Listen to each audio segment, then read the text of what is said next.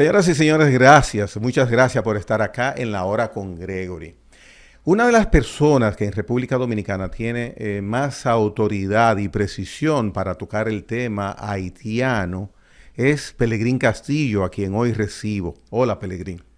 Hola, Gregory, muy contento de encontrarme aquí contigo y más para tratar este tema de tanta importancia, de tanta actualidad. En actualidad es que quiero que iniciemos a conversar.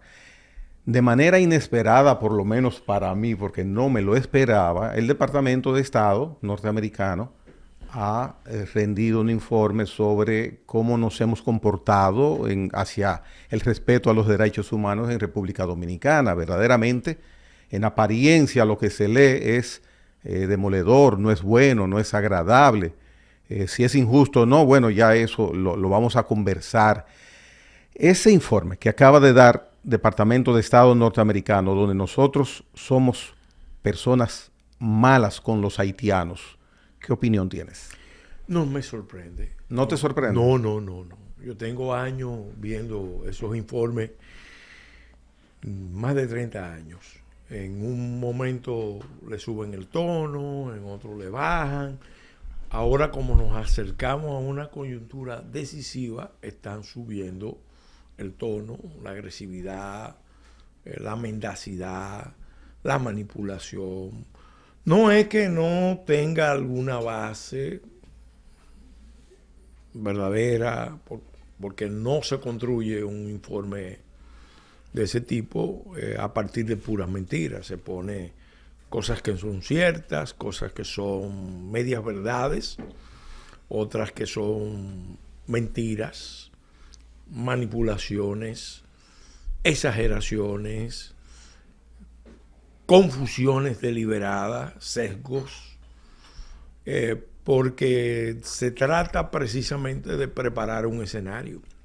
Contra la República Dominicana se va a producir una agresión. Ahora, Pelegrín, Estados Unidos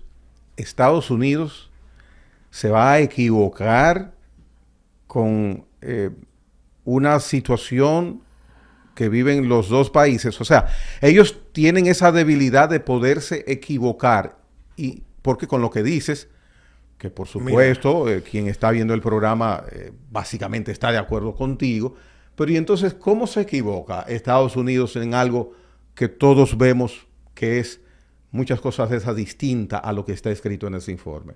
mira, lo primero que hay que decir es que Estados Unidos son mucha gente. Ya.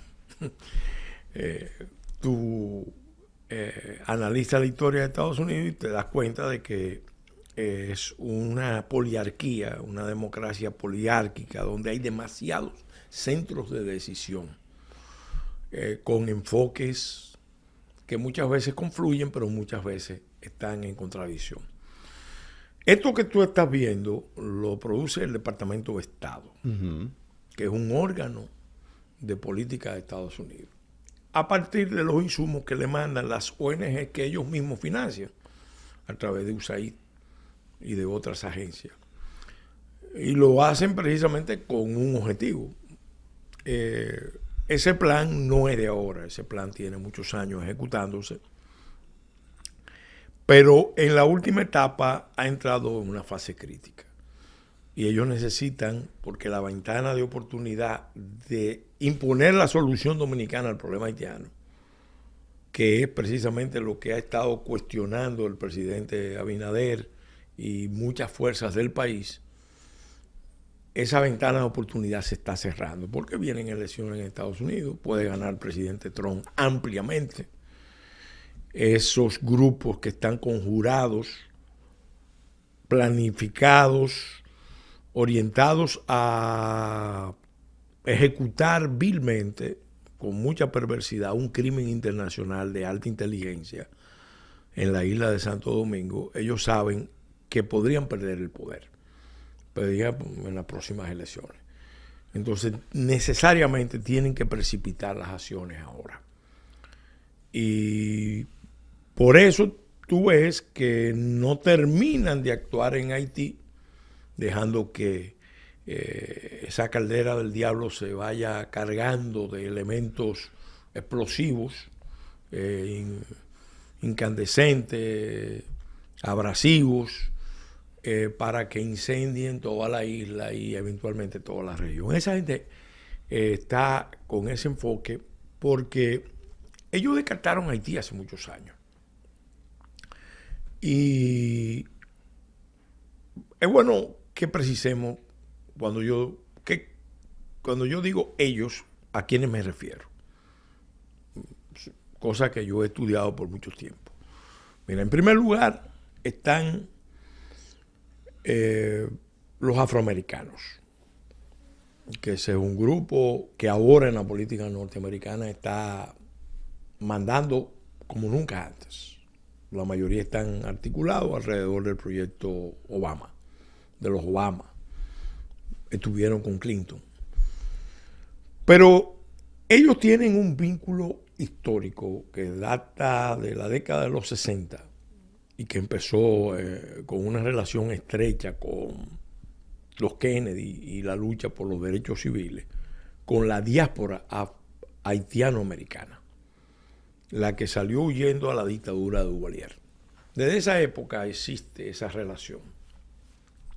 Y obviamente la interacción de esos dos grupos impacta en el Partido Demócrata y, como dice el senador Marcos Rubio, en sectores extremistas radicales de ese partido y también en gente que se comprometió con esa visión. El presidente Clinton, el presidente Obama, están muy comprometidos con esa visión. Sin embargo, un paréntesis. La embajada norteamericana en República Dominicana, en torno a las declaraciones del senador de la Florida, Marcos Rubio, lo desmiente al senador Marcos Rubio. El senador Marcos Rubio es miembro del Comité de Inteligencia, es miembro del Comité de Relaciones Exteriores. Ese informe del Departamento de Estado, tú puedes tener la seguridad de que el senador Marcos Rubio lo conocía, porque la mecánica de trabajo, de interacción del Congreso con las agencias, permite que un senador, cuando se va a rendir un informe de país, porque ahora Estados Unidos está haciendo informes de muchos países, bueno, República Dominicana, es probable que le haya llegado al senador Marcos Rubio el informe. Y cuando lo vio, dijo, esto es una atrocidad. Porque esto es un ataque a un país amigo que nosotros lo estamos declarando nuestro principal aliado en la zona del Caribe y es el líder de la Iniciativa para el Desarrollo en Democracia. Sin embargo, el presidente nuestro indica que no recibe presiones de Estados Unidos en el sentido de albergar haitianos. No, el presidente dijo lo siguiente, bueno recordarlo.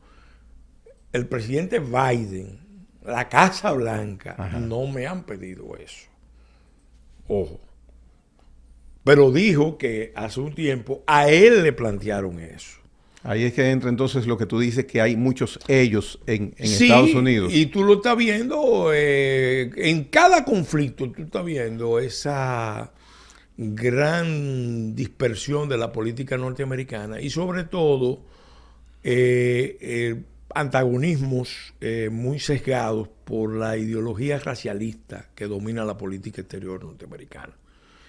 Entonces, que es una bandera básicamente demócrata, ¿verdad? Una vez me dijo un alto funcionario del Departamento de Estado, retirado, que se fue al Centro de Estudios Estratégicos en Harvard, me dijo, mira, Pelegrín, lo que ustedes están planteando con respecto a Haití tiene todo el sentido, ustedes tienen razón, pero ustedes tienen que saber que Estados Unidos, que tiene flotas en todos los océanos, que tiene 2.000 bases militares en todo el mundo, bases importantes porque tienen más, que tiene una presencia tan grande en tantos países, no sigue diplomacia preventiva, sigue diplomacia de bombero. ¿Cómo así? Donde hay fuego, ellos van. Yeah. Entonces yo le dije a ese funcionario, bueno, usted lo que me está diciendo es que nosotros vamos a tener que ir a una guerra con Haití con los haitianos para que ustedes entonces empiecen a prestarle atención a la situación de la isla de Santo Domingo. Me dijo, mira, lamentablemente ese es el problema, porque mientras se está tratando a nivel del Departamento de Estado, del DES, el escritorio dominicano, el escritorio haitiano, ellos lo manejan así. Entonces, realmente tú te das cuenta de que muchos de los problemas que hay en el orden mundial tienen que ver con un diagnóstico que hizo Winston Churchill, el mejor aliado de Estados Unidos de todos los tiempos. Incluso su madre era norteamericana.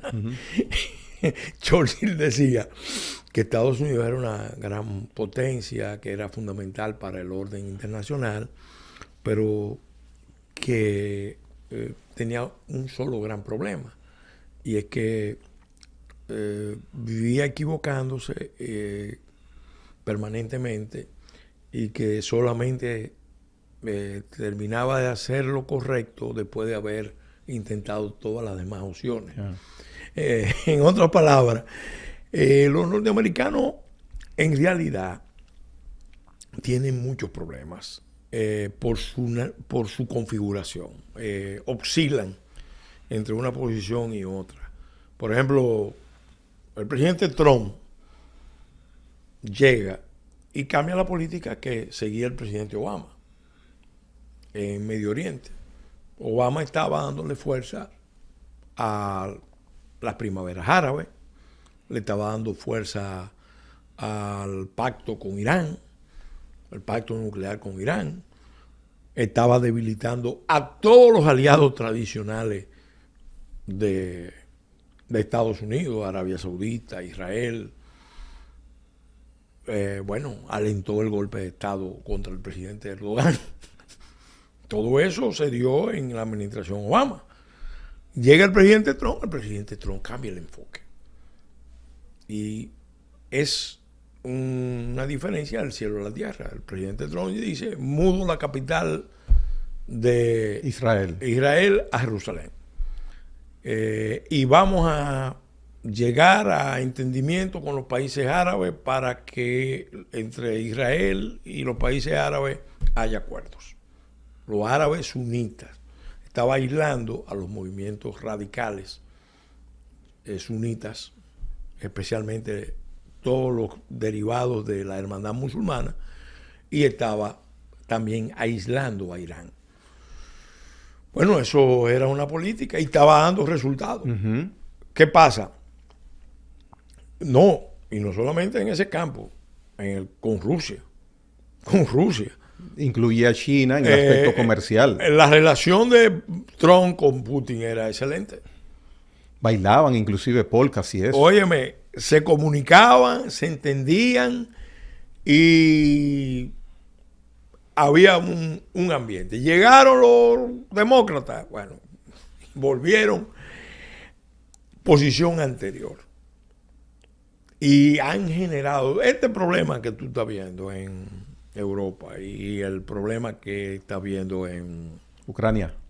En Europa, en Ucrania y ahora en Medio Oriente y en buena parte del Sahel, tiene que ver con los vaivenes de la política norteamericana. Es un país poderosísimo que está oscilando, históricamente ha oscilado entre posiciones que a veces son idealistas y posiciones que a veces son de realpolitik. Otras veces son posiciones que tú te sorprendes. Mira, te voy a poner un ejemplo para que tú veas hasta dónde se llega en la política americana. A propósito ahora del ambiente que hay en Estados Unidos y en Irán. En el año 1980 se estaban dando las elecciones entre el presidente Reagan y el presidente Carter, 79, finales del 79. El presidente Carter estaba en una situación muy difícil, con posibilidades de perder las elecciones, y estaba apostando a una negociación secreta con el régimen de los ayatolas. Con el caso de los rehenes. para la liberación de los rehenes de la embajada norteamericana. Oye, ¿de qué estamos hablando? Le tomaron decenas de rehenes y el gobierno norteamericano tenía una negociación secreta con los ayatolás para poner en libertad al régimen, a los rehenes, antes de las elecciones. El equipo de campaña del presidente Reagan se enteró, porque era un equipo que estaba muy influido por la gente de inteligencia de Estados Unidos, entre ellos el vicepresidente de Reagan, que era nada más y nada menos que George Bush padre. Bueno, se enteraron de eso y decidieron enviarle mensajes con gente de inteligencia a los ayatolás para que no pusieran en libertad a los rehenes hasta después de las elecciones, con la promesa de que le iba a ir mejor en una negociación entre Irán y Estados Unidos después de las elecciones. Y de ahí viene el famoso caso de Irán Contra. Yeah. Entonces, cuando tú ves ese tipo de cosas, tú te sorprende. Te sorprende. Entonces, en Estados Unidos está pasando eso. Pasó ya anteriormente. El presidente Bush derroca, autoriza el derrocamiento. Se derrocó él mismo, de Jean-Bertrand Aristide en el año 1991. Recién electo, no llegó a los 7 meses, lo derrocan. Cuando viene el presidente Clinton, siente el reclamo de la diáspora haitiana, del caucus afroamericano y de los liberales de su partido, los Kennedy a la cabeza, que le piden que reponga a Aristide. Bueno, ahí viene un choque histórico entre la CIA y la Casa Blanca.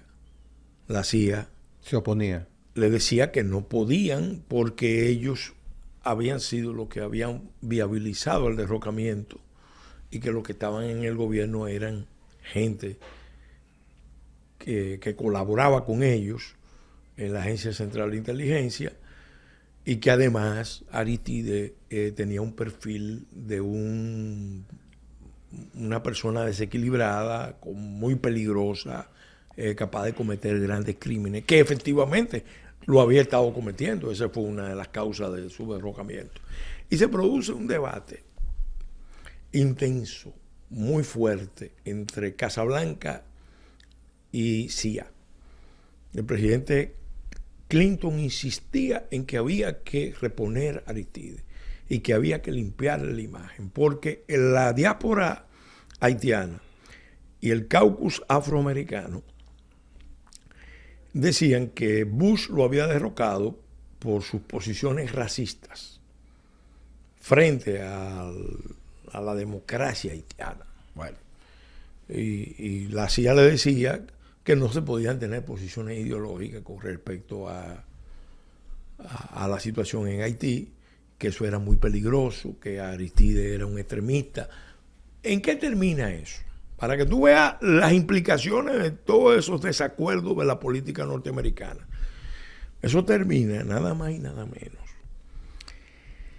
que en un enfriamiento, un deterioro de las relaciones de Casablanca con CIA, que habían estado abonadas previamente por el fracaso de la operación norteamericana en Somalia. El presidente Bush había autorizado un día de acción de gracia el envío de tropas norteamericanas a Somalia en plan humanitario, a vencer a las tropas del general Farrah Aidí, y resulta que no tenían inteligencia sobre el terreno.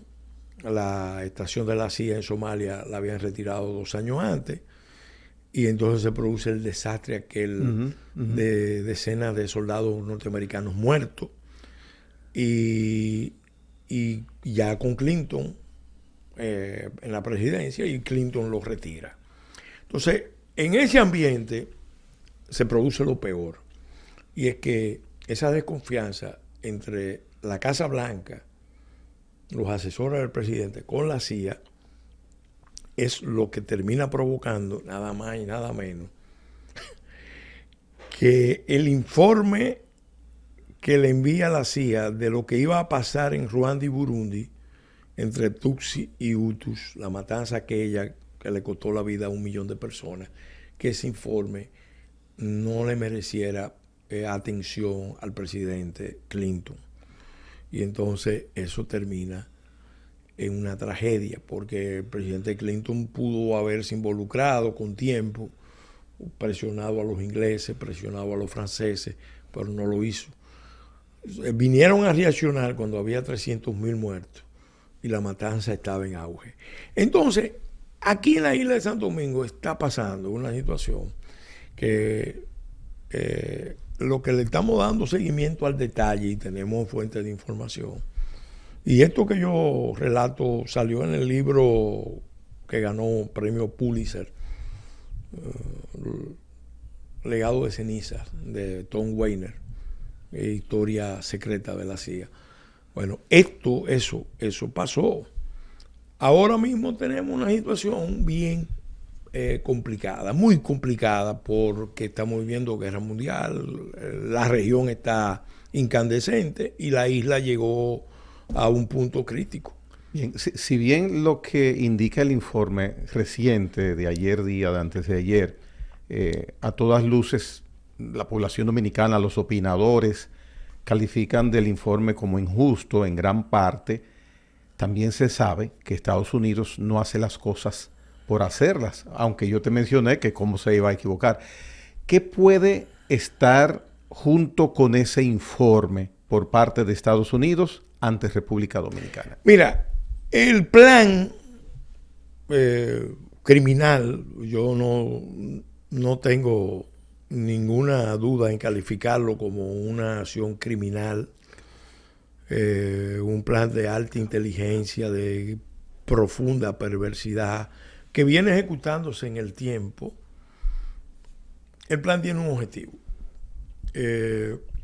Hay un plan. Sí, hay un plan. Sí, hace muchos años. Ajá. Pero en esta fase, el plan busca que la guerra civil que hay en Haití de baja intensidad suba a una guerra de alta intensidad. Uh-huh. Creo que todo el mundo lo está viendo, porque se votó una resolución del Consejo de Seguridad hace ya meses. Solo se espera el dinero para que lleguen los efectivos. Y Estados Unidos acaba de darle a Ucrania 60.000 millones de dólares, pero 300 millones de dólares para arrancar con la operación de Haití no lo han dado. Pero vamos a asumir que sí, que lo van a dar. En el fondo quieren que el conflicto se inflame, que el conflicto crezca, que el conflicto desborde las fronteras, porque están poniendo a Haití en plan de fuga. Lo que se espera, a menos que no haya un plan B, porque puede haber un plan B por una serie de razones que te puedo explicar, lo que se espera es enviar un conjunto de tropas policiales, la mayoría, que están lejos de ser la fuerza robusta que pidió Guterres. Acuérdate que Guterres dijo, se necesita una fuerza internacional robusta. Eso está lejos de ser una fuerza robusta. ¿Y esos efectivos que mencionas, de qué nacionalidad serían? Los que se han comprometido, el liderazgo lo asumió Kenia. Ajá. Por gestiones de Estados Unidos, por gestiones de Canadá, Inglaterra está jugando su papel. Se supone que son tropas especiales. Hay otros países africanos que están ofreciendo tropas. Benín ofreció 2.000 soldados más. Están buscando tropas en África. Eso tiene sus riesgos, tiene sus peligros. Empezando por los peligros sanitarios y fitosanitarios. Ojo. Pero está bien. El concepto es que, como han fracasado las intervenciones anteriores, se entiende que los haitianos van a entender que una intervención de tropas africanas no es una intervención del imperialismo americano. Pero ya Venezuela, con todas las corrientes de la región, porque cuando habló Venezuela en la cumbre de la CELAC, estaba hablando Cuba, estaba hablando Colombia, estaba hablando Xiomara Castro en Honduras, y aunque no aparece tan claramente, estaba hablando ANLO. El argumento es que no quieren intervenciones encubiertas y que eso es una intervención encubierta. Pero ya eso está decidido en el Consejo de Seguridad. Si la fuerza de intervención no es robusta, sí puede ser eficiente para detonar un conflicto de envergadura. Porque si tú mandas 5.000 hombres, cuando se necesitan 15.000 o 20.000, porque estamos hablando de que hay 200 grupos armados, bien armados, donde el narcotráfico es un actor de primera línea, pero hay otros actores internacionales que están ahí. Entonces, puede venir la guerra de alta intensidad. ¿Cuál es el punto que están esperando? Bueno, que eso desborde la frontera, ya tienen un foco de tensión, de fricción en la frontera, que es el canal. El canal nunca se construyó para darle agua a nadie. Se construyó para montar una provocación, para aislar primero al presidente Moïse, derrocarlo después y finalmente tener un elemento ahí que sirve para muchos fines en la política haitiana y sobre todo frente a República Dominicana. ¿Qué quieren ellos? Un incidente de envergadura en la frontera o eventualmente en toda la isla que termine provocando ¿qué? O un levantamiento, una insurrección y luego una intervención humanitaria. Una intervención humanitaria, que es el plan que tiene esa gente con gente de Naciones Unidas. Y la prueba está, óyeme, yo te puedo hacer el cronológico, te lo puedo escribir, te lo puedo delinear en forma resumida, para que la gente lo entienda. En el año 2013, Estados Unidos le propuso a República Dominicana la apertura de una base militar aquí. Era cuando estaba negociando con Cuba la entrega de Guantánamo, pero ellos querían una base militar y fueron a Barahona y estuvieron estudiando otros sitios. Yo lo sé por fuentes diplomáticas de países que estaban opuestos a esa base. Tú eras funcionario en ese momento. En ese momento yo era diputado y como teníamos una línea y tenemos una línea nacionalista, bueno, me llamaron para informarme. Yo le dije que yo creía que lo que había era la construcción de 2 atracaderos de barcos, de lancha, pero después pude confirmar que esa información que me la dan 5 embajadores, en realidad era una información veraz. El gobierno dominicano no dio asentimiento a la base norteamericana, pero dio mucho más que una base. Y ya ese sí es un documento que vale la pena estudiarlo, que es el acuerdo de inmunidades y privilegios con los Estados Unidos que permitía la presencia ilimitada, sin restricciones de tiempo, de personal, de equipo, de armas, de tecnología, de personal de defensa de Estados Unidos, militar o contratistas civiles. Está vigente. No. Afortunadamente, el Tribunal Constitucional, eso se concedió en el 14 o en el 15, y en el casi de inmediato el Tribunal Constitucional lo rechazó. ¿Quién elevó instancia para ese rechazo? No hubo necesidad, gracias a Dios, de elevar ninguna instancia, porque incluso eso se manejó. Pero ¿cómo actuó el Constitucional? Eso, no, porque el Constitucional tiene la obligación de los acuerdos internacionales examinarlo previamente. Entonces lo rechazó por desequilibrado. Pero pasó con disimulo esa situación. Bueno, al principio sí. Al principio sí, pero cuando se emitió ese fallo, con mucho fundamento, ahí todo el mundo vio la magnitud de qué era lo que se pretendía. Bien, Pellegrini, debemos hacer una pausa. Vamos a hacer una pausa. Seguiremos conversando, seguirás ampliando tu criterio, tu opinión sobre el informe del Departamento de Estado norteamericano ante el trato que ellos indican en ese informe formal que nosotros damos como República Dominicana a los ciudadanos haitianos en territorio nuestro. Pellegrini Castillo con nosotros, en breve retorna.